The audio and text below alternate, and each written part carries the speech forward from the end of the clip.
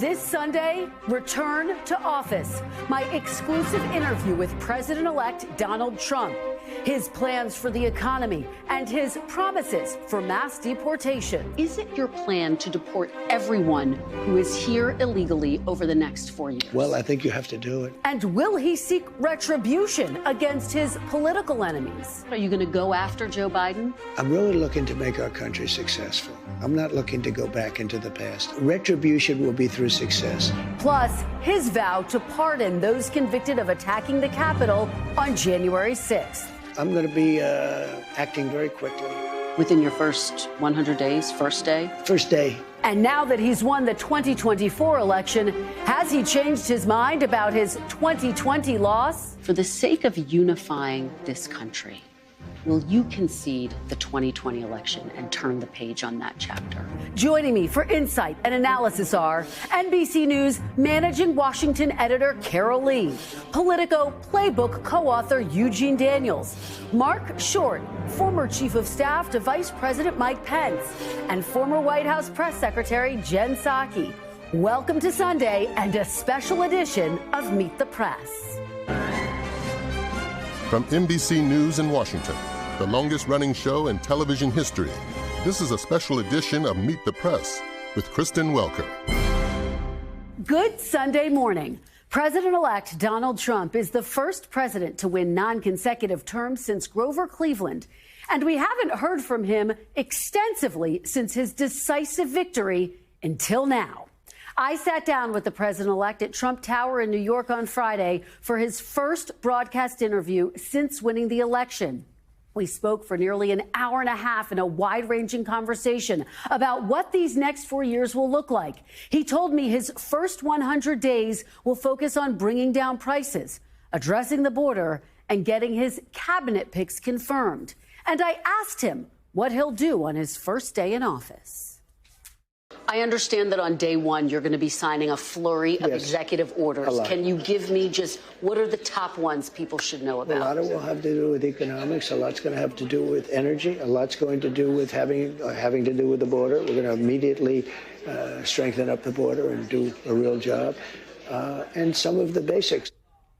I began the interview with one of the top issues for voters, the economy and the cost of living. I want to delve into one of your signature promises on the campaign trail, which was to end inflation, to lower prices. You are now proposing tariffs against the United States' three biggest trading partners. Economists of all stripes say that ultimately consumers pay the price of tariffs. I don't believe Can you guarantee American families won't pay more? I can't guarantee anything. I can't guarantee tomorrow. But I can say that if you look at just pre-COVID, we had the greatest economy in the history of our country. And I had a lot of tariffs on a lot of different countries, but in particular China. We took in hundreds of billions of dollars, and we had no inflation. In fact, when I handed it over, they didn't have inflation for a year and a half. They went almost 2 years just based on what I had created. And then they created inflation with energy and with spending too much. So I think we will. I'm a big believer in tariffs. I think tariffs are the most beautiful word. I think they're beautiful. It's going to make us rich. We're subsidizing Canada to the tune of over $100 billion a year. We're subsidizing Mexico for almost $300 billion. We shouldn't be subsidizing. Why are we subsidizing these countries? If we're going to subsidize them, let them become a state. We're subsidizing Mexico, and we're subsidizing Canada, and we're subsidizing many countries all over the world. And all I want to do is I want to have a level, fast, but fair playing field. Sir, your previous tariffs during your first administration cost Americans some $80 billion. And now you have major companies from Walmart, Black & Decker, AutoZone saying that any tariffs are going to force them to drive up prices for their consumers. How do you make sure that these CEOs, that these companies don't, in fact, pass on the cost of tariffs to their consumers? They cost Americans nothing. They made a great economy for us. They also solve another problem. If we were going to have problems having to do with wars and having to do with other things, tariffs, I have stopped wars with tariffs, by saying, you guys want to fight, it's great, but both of you are going to pay tariffs to the United States at 100%. And they have many purposes, tariffs, if properly used. I don't say you use them like a madman. I say properly used. But it didn't cost this country anything. It made this country money. And we never really got the chance to go all out because we had to fight COVID in the last part. And we did it very successfully. And when I handed it over to Biden, the stock market was higher than what it was just previous to COVID coming in. It was actually higher. Tariffs are properly used, are a very powerful tool, not only economically, but also for getting other things outside of economics. Are you actually going to impose these tariffs, or are they a negotiating tactic? Well, I'll give you an example. With Canada, and in particular Mexico, we have millions of people pouring into our country. You agree with that. I spoke with I spoke with Justin Trudeau. In fact, he flew to Mar-a-Lago within about 15 seconds after the call ended. Yeah. He was at Mar-a-Lago. We were having dinner talking about it. I said, you have to close up your borders because they're coming in the northern border, too, a lot. Not like the southern border, but they're coming in the Canadian border a lot. And drugs are pouring in. Almost as importantly, drugs are pouring in, maybe more importantly, drugs are pouring in at levels never seen before, 10 times what we had. They're just pouring in. We can't have open borders. And I said to the president of Mexico and to Justin Trudeau, if it doesn't stop, I'm going to put tariffs on your country at about 25%. The chairman of the Federal Reserve, Jerome Powell, said he will not leave his post even if you ask him to. Will you try to replace Jerome Powell? No, I don't think so. I don't see it. But I think if I told him to, he would. But if I asked him to, he probably wouldn't. But if I told him to, he would. You don't have plans to do that right now? No, I don't. Okay, let's talk about mass deportation, one of your big agenda items. You've talked about prioritizing people who have criminal histories. Correct. But is it your plan to deport everyone who is here illegally over the next 4 years? Well, I think you have to do it. And it's a very tough thing to do. But you have to have, you have rules, regulations, laws. They came in illegally. The people that have been treated very unfairly are the people that have been online for 10 years to come into the country. And we're going to make it very easy for people to come in terms of they have to pass the test. They have to be able to tell you what the Statue of Liberty is. They have to tell you a little bit about our country. They have to love our country. They can't come out of prisons. We don't want people that are in for murder. So we had 11,000 and 13,000 different estimates, 13,099 murderers released into our country over the last 3 years. They're walking down the streets. They're walking next to you and your family, and they're very dangerous. The 13,000 figure, I think, goes back about 40 years. No, it doesn't. No, it's within the 3-year period. It's during the Biden term. No, that was a fiction that they put that out. This was done by the Border Patrol. It's 13,099, and it's during the Biden period of time. And these are murderers, many of whom murdered more than one person. You don't want those people in this country. But you're saying something, sir, that's significant. I just want to make sure I'm clear, which is that you're saying, yes, you're going to focus on the people with criminal histories, but everyone who's here illegally has to go. I'm saying this. We have to get the criminals out of our country. We have to get people that were taken out of mental institutions and put them back into their mental institution, no matter what country it is. Do you know that Venezuela, their prisons are at the lowest point in terms of emptiness that they've ever been?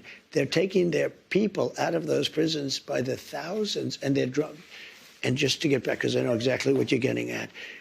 Number one, we're doing criminals, and we're going to do them really rapidly. We're getting the worst gang probably with MS-13, and the Venezuelan gangs are the worst in the world. They're vicious, violent people. And you see what they've done in Colorado and other places. They're taking over, literally taking over apartment complexes and doing it with impunity. They don't care. They couldn't. They just are. They're in the real estate business. The local police say that is not the case in Colorado. Oh, it's totally the case. I mean, I have it you on don't tape. believe the local police. I play it. I used to play it at my rallies every single night. No, they're breaking into doors. They're taking over the building. But sir, you and by the way, the point, police are afraid to do anything. You raised the point that the logistics are complicated. You said Sure it yourself. but everything's complicated. Yeah, I mean, you need 24 times more ICE detention capacity just to deport 1 million people per year, not to mention more agents, more judges, more planes. Is it realistic to deport everyone who's here illegally? You have no choice. First of all, they're costing us a fortune. But we're starting with the criminals, and we got to do it. And then we're starting with others, and we're going to see how it goes. Who are the others? Others are other people outside of criminals. We have convicted murders. We don't mean people that are even on trial. We have people that have murdered numerous people are on our streets and in our farms, and we have to get them out of our country. What about dreamers, sir? Dreamers who were brought to this country illegally as children. You said once back in 2017, they, quote, shouldn't be very worried about being deported. Should they be worried now? The dreamers are going to come later, and we have to do something about the dreamers because these are people that have been brought here at a very young age, and many of these are middle-aged people now. They don't even speak the language of their country. And yes, we're going to do something about the dreamers. What does that mean? And what are you going to do? I will work with the Democrats on a plan, and if we can come up with a plan, but the Democrats have made it very, very difficult to do anything. Republicans are very open to the dreamers. The dreamers, we're talking many years ago, they were brought into this country, many years ago.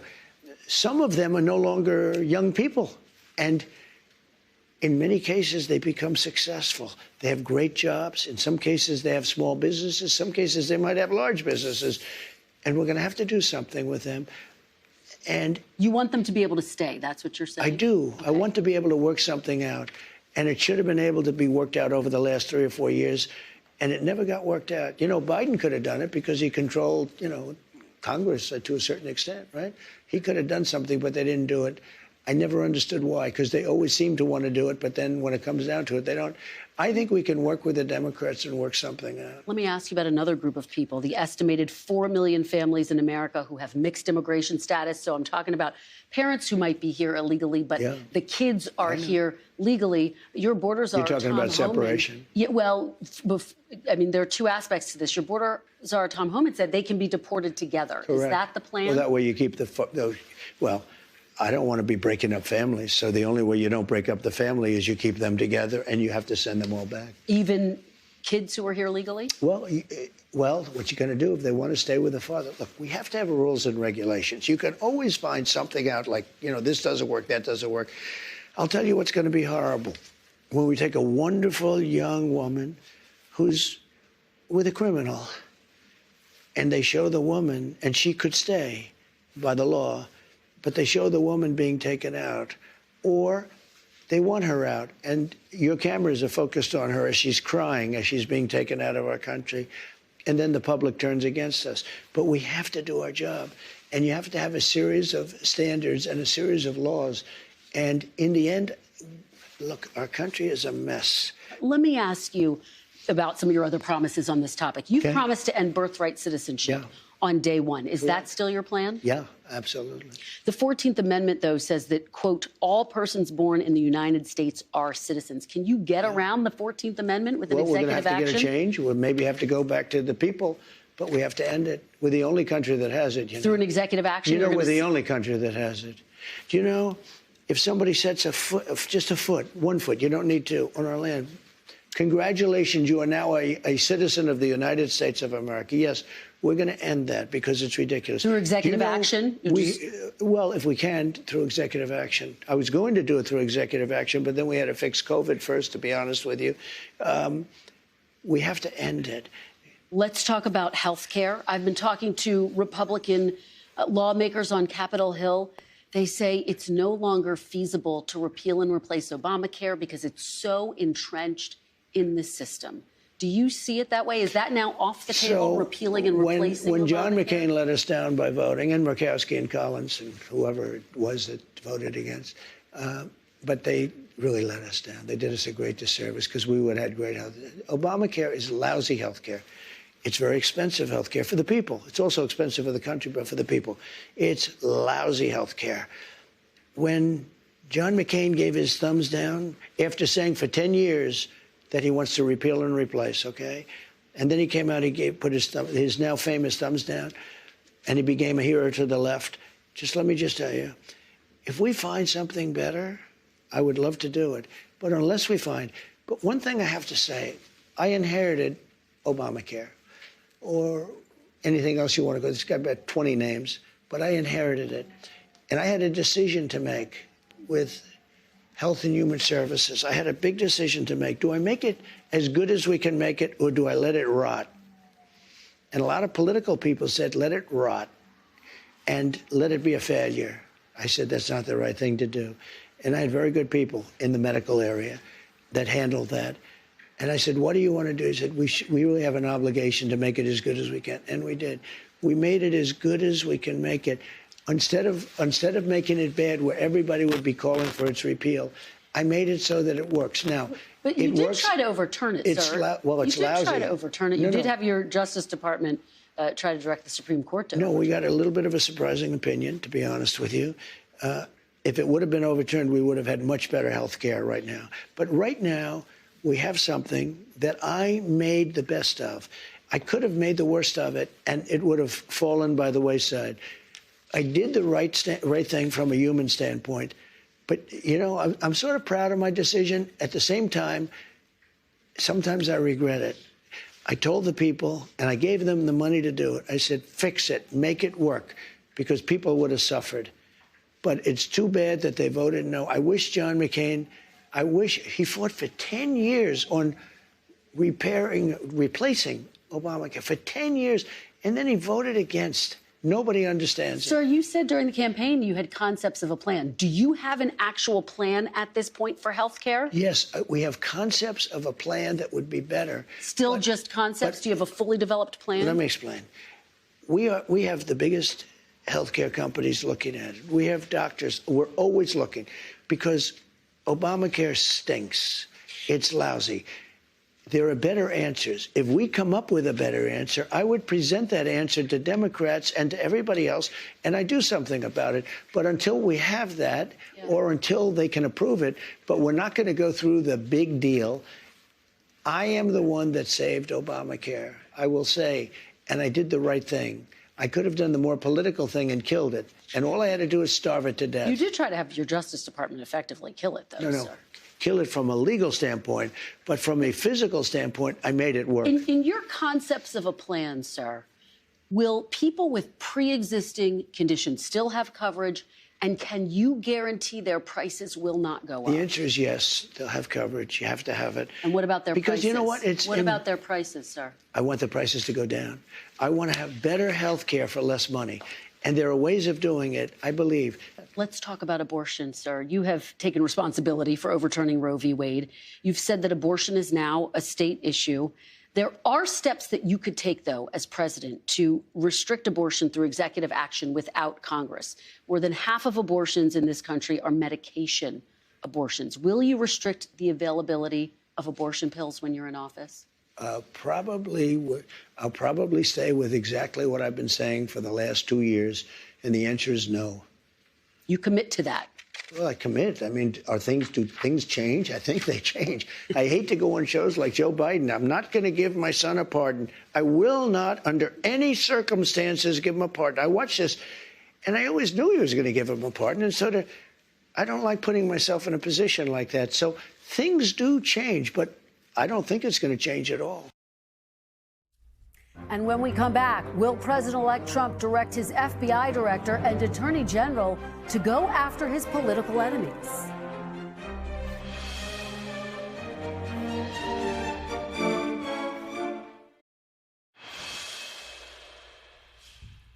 Welcome back. In our interview, President-elect Trump defended some of his cabinet picks, including his embattled choice for Defense Secretary Pete Hegseth.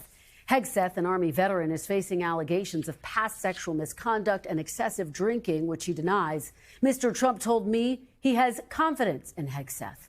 I also asked him about his choice for FBI Director Kash Patel, a hardline critic of the very agency he's been tapped to lead.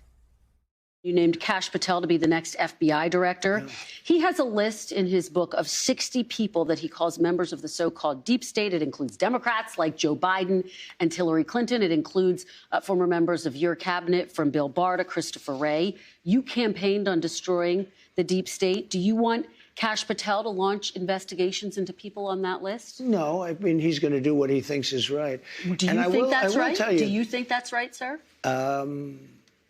If they think that somebody was dishonest or crooked or a corrupt politician, I think he probably has an obligation to do it. But are you going to direct him to do it? No, not at all.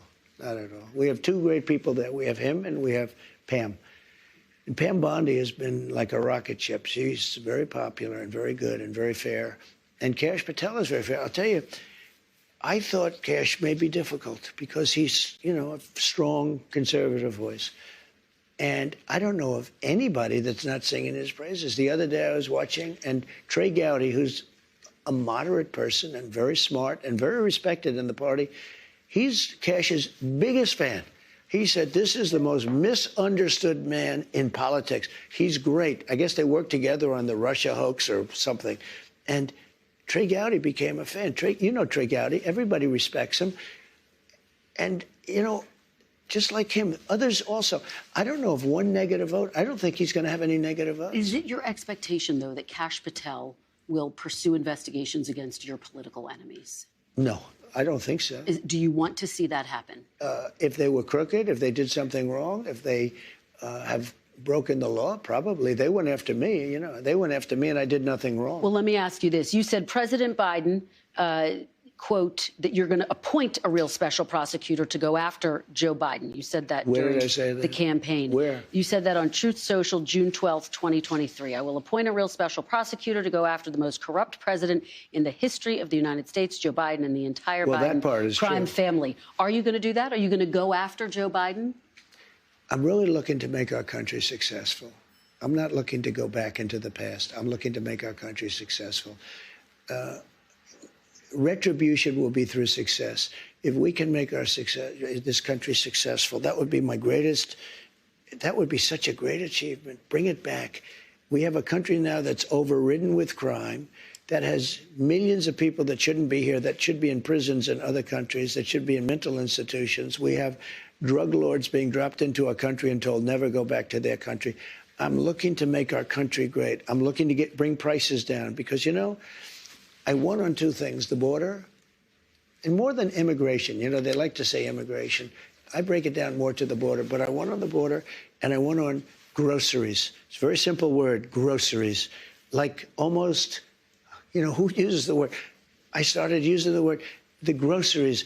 When you buy apples, when you buy bacon, when you buy eggs, they would double and triple the price over a short period of time. And I won an election based on that. We're going to bring those prices way down. I want to pause here because what you're saying is significant. Because you wrote on Truth Social in 2023 that you're going to appoint a real special prosecutor to go after Joe Biden. Now you're saying you're not going to do that. I will say this. No, I'm not doing that unless I find something that I think is reasonable. But that's not going to be my decision. That's going to be Pam Bondi's decision and, to a different extent, Kash Patel. Assuming they're both there, and I think they're both going to get approved. But you know, while you ask me that, what they've done to me with weaponization is a disgrace. We'll get to some of that, No, sir. no, wait. You can't do one without the other. In the history of our country, nothing like this has ever happened. And I've won these cases. I've won every one, and the rest are in the process of being won. Deranged Jack Smith is on his way back to The Hague, where he can execute people. This is where he should have stayed. I think he's dangerous even being there. But I'll tell you what they've done to me in terms of weaponization, indictments, impeachments, and everything else. And in the end, it probably helped me because I got the biggest vote, the most votes any Republican's ever gotten in history. Pam Bondi talks about investigating the investigators. Do you want her to investigate Jack Smith? I want her to do what she wants to do. Do you want to see Jack Smith investigated? Well, I think he's very corrupt, but I want her to do whatever she has to do. Are you going to direct her to prosecute Jack Smith? She's a very smart person. She was a great attorney general in Florida. She's very experienced. I want her to do what she wants to do. I'm not going to instruct her to do it, no. Sir, are you going to fire the current FBI director, Christopher Wray, who you appointed? Well, I can't say I'm thrilled with him. He invaded my home. I'm suing the country over it. He invaded Mar-a-Lago. I'm very unhappy with the things he's done. And crime is at an all-time high. Migrants are pouring into the country that are from prisons and from mental institutions, as we've discussed. I can't say I'm thrilled. I don't want to be Joe Biden and give you an answer and then do the exact opposite. We're going to talk about that. So I'm not going to do that. What I'm going to say is I certainly cannot be happy with him. You take a look at what's happened. And then when I was shot in the ear, he said, oh, maybe it was shrapnel. Where's the shrapnel coming from? Is it coming from heaven? I don't think so. So we need somebody to straighten. You know, I have a lot of respect for the FBI, but the FBI's respect has gone way down over the last number of years. Don't you have to fire him in order to make room for Kash Patel if he is, in fact, confirmed? Well, I mean, it would sort of seem pretty obvious that if Kash gets in, he's going to be taking somebody's place, right? And somebody is the man that you're talking about. I asked you last time we sat down for an interview if you were going to pardon yourself. You said no. But now that President Biden has pardoned his son, Hunter, are you reconsidering? Might you pardon yourself? I didn't do anything wrong. I was given the option. And the lawyers told me, a very specific lawyer, I don't have to go into who, but very high up in the administration said, sir, if you pardon yourself, you're going to look guilty. And you did nothing wrong. Oh, I had that option. I could have saved myself a lot of legal fees. But it turned out that I was right. Look at what's gone on. Everything's being dropped. I still have a Fani Willis, a total hoax. That's a total hoax. It's all being dropped. I also asked the president-elect about NBC News' reporting that President Biden is considering preemptive pardons for some of the people who have clashed with Mr. Trump, including Senator-elect Adam Schiff, Dr. Anthony Fauci, and former Congresswoman Liz Cheney. As part of his response, Mr. Trump lashed out at the January 6th committee, accusing it of unfairly targeting him and even of destroying its records, which the committee denies. And Cheney was behind it. And so was Benny Thompson and everybody on that committee. For what they did, honestly, they should go to jail. So you think Liz Cheney should go to jail? For what they did. Everyone on the committee, you think? I think everybody anybody that voted in favor. Are you going to direct your FBI director and your attorney general to send them to jail? No, not at all. I think that they'll have to look at that, but I'm not going to. I'm going to focus on drill, baby, drill. And I asked the president-elect if he plans to follow through on his campaign promise to pardon those who attacked the Capitol on January 6th, including the more than 900 people who pleaded guilty to crimes. I'm going to look at everything. We're going to look at individual cases, Okay. But I'm going to be acting very quickly. Within your first 100 days, first day? First day. First day? Yeah, I'm looking first day. Issue these pardons. These people have been there. How long is it? 3 or 4 years? Okay. You know, by the way, they've been in there for years, and they're in a filthy, disgusting place that shouldn't even be allowed to be open. And when we come back, President-elect Trump's message to the people who didn't vote for him.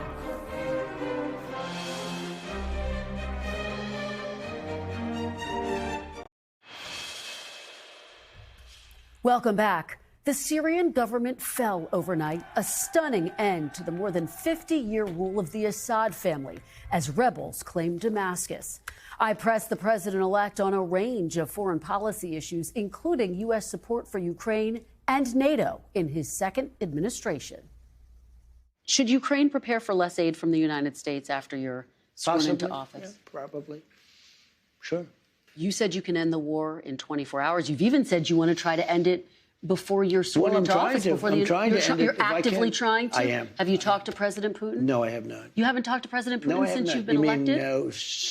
Well, I don't want to say that, but I haven't spoken to him recently. So you've spoken to President Putin since you've been elected? I don't want to say that. I don't want to say anything about that because I don't want to do anything that could impede the negotiation. But you I want to stop talked it. about Let me tell you what I have talked about. Let me tell you. There are people being killed in that war at levels that nobody's ever seen before.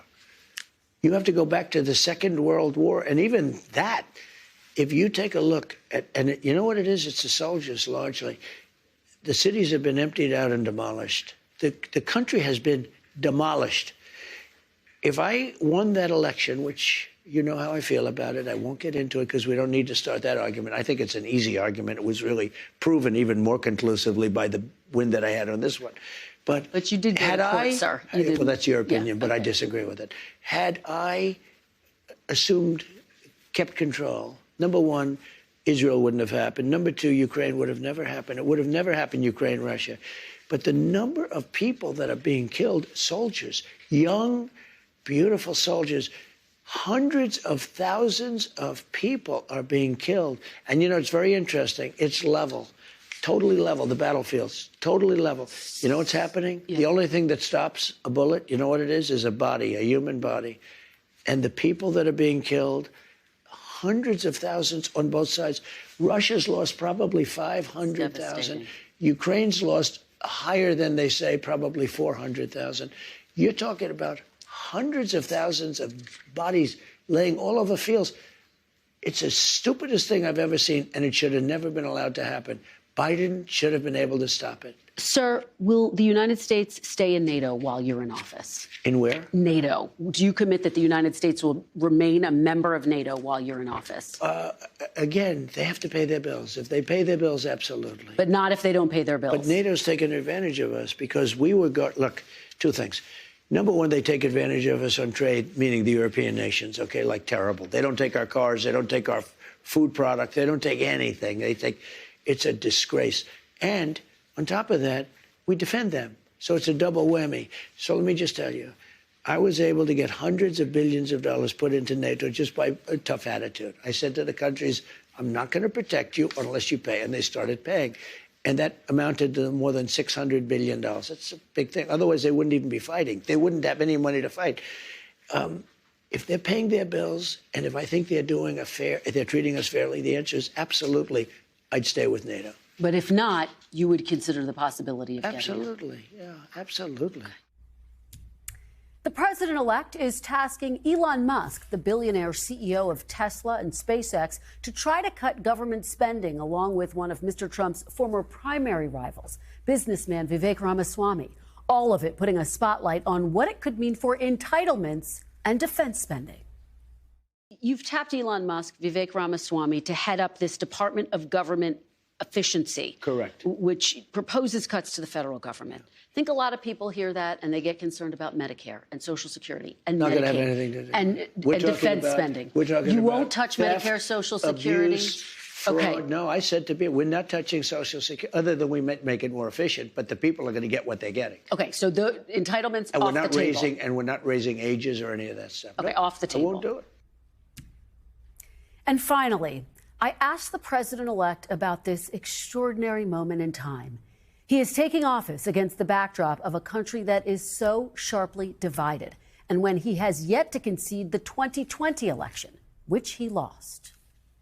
Sir, I don't have to tell you this because you've talked about it. It comes at a time when the country is deeply divided, and now you're going to be leading this country for the next 4 years. For the sake of unifying this country, will you concede the 2020 election and turn the page on that chapter? No. No. Why would I do that? But let me just tell you, when you say the country is deeply divided, I'm not the president.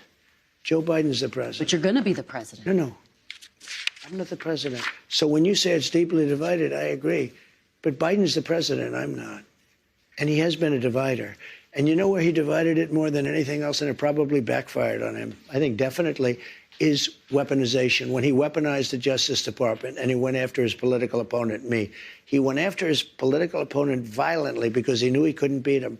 And I think it really was a bad thing. And it really divided our country. Sir, Democrats have control of the White House now. They didn't in 2020. If they are going around stealing elections, why didn't they do it this time? When you say Democrats have control now? Of the White House. Yeah. So why didn't they steal this election? Since they have more power now. Because I think it was too big to rig. So you won't... Too big to rig. To the people who say that You're now directing your Justice Department to investigate 2020, and they want to move on. Very capable. Is that I think Pam is going to be great. Precious resources. By the way, is that what you want them to do? Just so you know, I have the right to do that, but I'm not interested in that. Oh, you're not. You're not going to do that. I'm not interested. Okay. I have the absolute right. I'm the chief law enforcement officer. You do know that. I'm the president. But I'm not interested in that. You know what I'm interested in? Drilling and getting prices down and stopping people from pouring into our border that come from prisons and mental institutions. One of the things that made this campaign unprecedented and extraordinary were the horrific attempts against your life. 2 assassination attempts. Yeah. Do you feel safe going into the White House for the next 4 years? Why? I have confidence in Secret Service. I know the people. I got to know a lot of them, and I have confidence. It was a bad moment. Something shouldn't have happened, but I have a lot of confidence, and they've really stepped it up. They were restricted from giving look, I'd do a rally, and you were at many of them, and I'd have 50,000 people. Joe would have a rally, and he'd have 30 people, and he had more Secret Service than me. My Secret Service was always asking for more manpower / women power. They were asking for more and more and more, and they couldn't get it. I'm not blaming them, really, because they were always fighting for more people, and they wouldn't get. Now, boy, do we have it. I want to ask you, sir, one final question.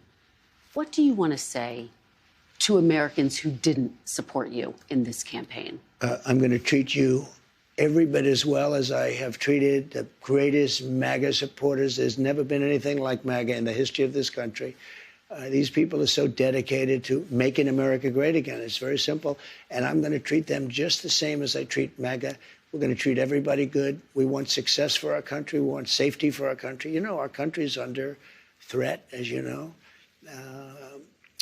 We have a tremendous threat militarily because of the power of weapons and weaponry. It's a tremendous threat. Nobody talks about it, but it's a tremendous threat. I want to treat everybody the same. I want to treat them well. And at the end of this 4 years, and I have a big head start because I was there for 4 years fairly recently. A lot of bad things were done during the 4 years that I wasn't there, and mostly in what they've done in terms of our reputation overseas. Our reputation is so bad, so shot. I got to bring it back, and I also have to bring back civilization to our country. Our country is a crime pot.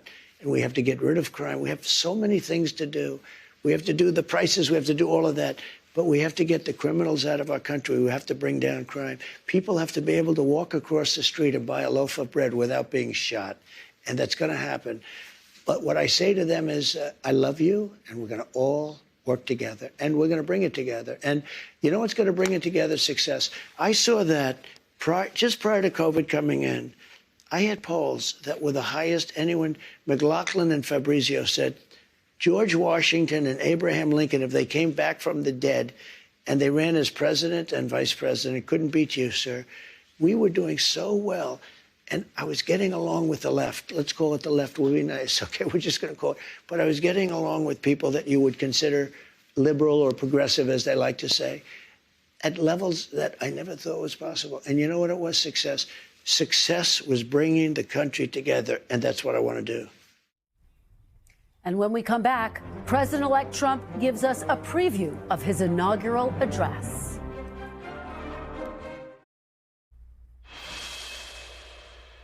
Welcome back. When Mr. Trump is sworn in as president in January, he will be the oldest person ever to assume the office. I asked Mr. Trump about what he will say in that inaugural address and whether he will release his medical records.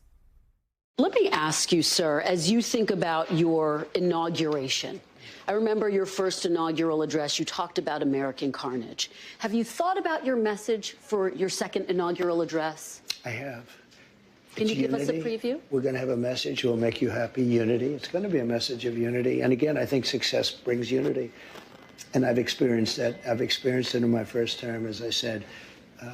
We're going to be talking about unity. We're going to be talking about success, making our country safe, keeping people that shouldn't be in our country out. We have to do that. I know it doesn't sound nice, but we have to do that. But basically, it's going to be about bringing our country together. Sir, when you think about your time in office, you are making history for a range of reasons, including the fact you will be the oldest person to be sworn into office. Do you commit to releasing your medical records? Sure. I do it all the time. I think I've released 4 of them. Not just a letter, though, your full medical report. Yeah, I would, and I think anybody should, but I mean, according to all the reports, I don't want to, where's wood? Is there some wood where I can knock on wood? But my reports are very good, very strong. So you plan to release them? Sure, I have no problem with it. And you can watch our full interview with President-elect Donald Trump at NBCNews.com. And when we come back, the panel is here for reaction.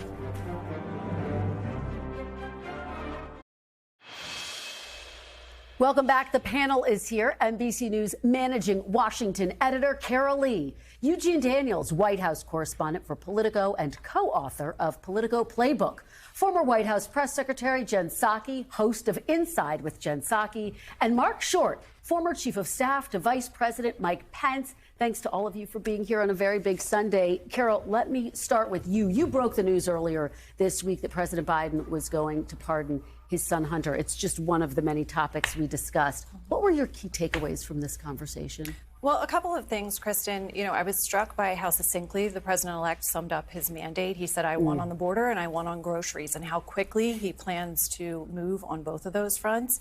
And then his posture on retribution against his perceived political adversaries. You know, he is suggesting that he'll keep some distance from the FBI and the Justice Department in a way perhaps he didn't during his first term. So he's saying, you know, those decisions about investigations, they'll be left up to the people that I put in those agencies. However, you know, some of these folks should probably be in jail. And so, you know, that message comes off as a little bit mixed, and he's saying it knowing that the people that he's putting in these jobs are people who share his views on these issues. And so it'll be very interesting to see how that plays out. It will be, Eugene, and to hear him back away from what he had posted on Truth Social that he did want to go after President Biden. He backed away from that. Yeah. He said his success is going to be his retribution. But as Carol notes, there was some mixed messaging. Broadly speaking, he had some pretty strong language for the January 6th committee. Yeah, I think one of the things that was most fascinating is he didn't seem very combative in this interview, right? Including on those points, right? He said some names. He said Benny Thompson, Liz Cheney, maybe they should be in jail, maybe not. That's someone else's decision. But he didn't want to fight with you, right? And it's something that he often wants to do. So it shows you, one, that he feels emboldened. He won this election. He feels ready to move on. And I thought what was most fascinating is there's no ideological purity with him, and that popped up over and over and over again, right? It's a patchwork of different policy prescriptions for things that usually, if you're a Republican, you're just kind of, you know, this, and this, and that's what we care about. That wasn't here with Donald Trump. And I think that kind of gives voters what they wanted, which was not exactly a Republican who's going to do all of the things that Republicans typically do. It's a fascinating way to put it, Mark, that there's no ideological purity that we heard, but he was very clear about what his agenda items were, and he feels emboldened that he believes he has a mandate after his decisive win. Well, he should, and I thought he looked very relaxed and confident in your long interview covering a lot of topics. I do think that you're going to see a flurry of activity in the first 100 days from the executive branch, but I do think something that's being underappreciated here from a legislative agenda is, what is the legislative agenda? The one item that's really there is going to be trying to renew the tax relief package from 2017. And when that was passed, 12 House Republicans defected. So we talk about the fact that there are 53 Republican senators, which should help in his confirmations. But Speaker Johnson's going to have an enormous task next year, and it's going to be a really hard job. And he really is going to have a margin of 1 or 2 members at all to actually can lose. And so getting legislation through the Congress is going to be very difficult. And certainly if Trump isn't getting his way, he's going to blame Senate and House leadership for that. And those tax cuts are very unpopular across the country, which is another challenge. About that. Come on. They are in every piece of data, Mark. They're in every piece of data. That's why it's interesting that it's his agenda.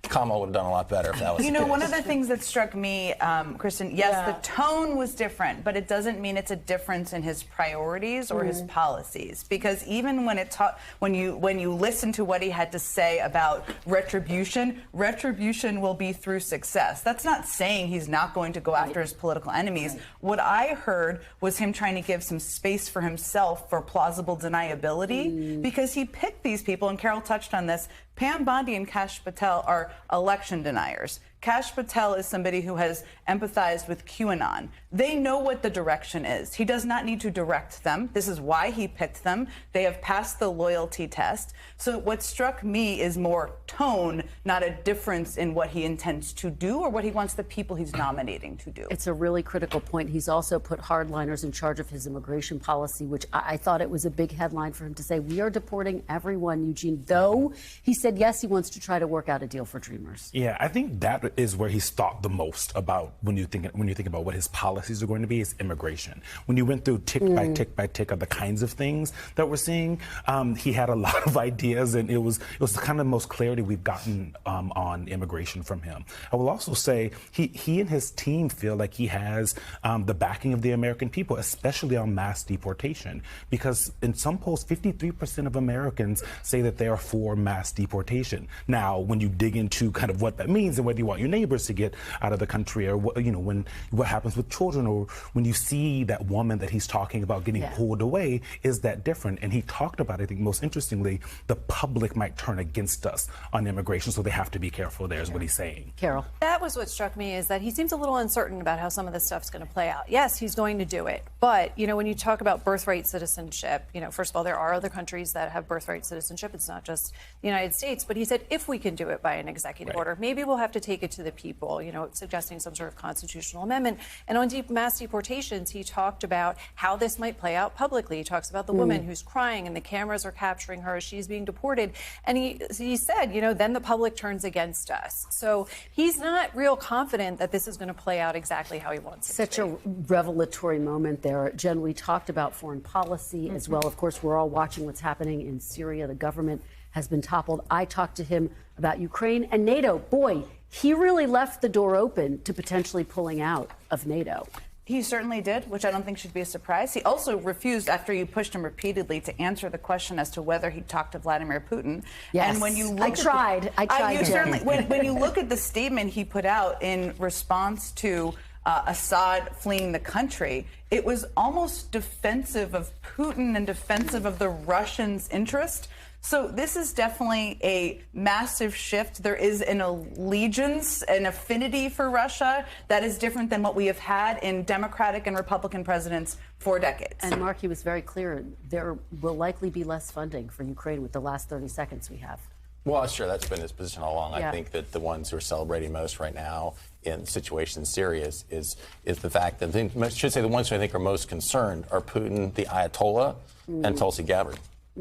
And by the way, I asked him about Tulsi Gabbard. He said he has confidence in her, and Pete Hegseth, who's also another embattled cabinet pick. Thank you all for being here for a fantastic conversation. That is all for today. Thank you for watching. We'll be back next week, because if it's Sunday, it is Meet the Press.